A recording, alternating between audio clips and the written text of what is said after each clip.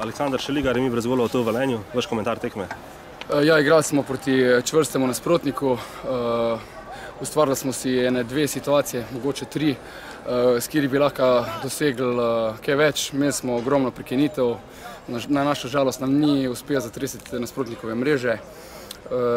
Na koncu bom rekel, da je pač rezultat pravičen, izenačen, tako da gremo dalje, v sredo nas čaka novo tekmo in gremo iskati nov uspeh.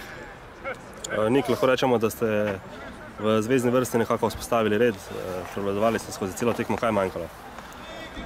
Ne bi točno znal povedati, kaj je manjkalo. Bila je neka težka tekma, odvijala se na sredini terena, veliko igre z glavo, dolgih žog, duelov in enostavno žoga ni šla v gol. Imeli smo neke šanse iz prekinitev, ampak pač ni šlo in točko smo uspeli doseči in gremo naprej.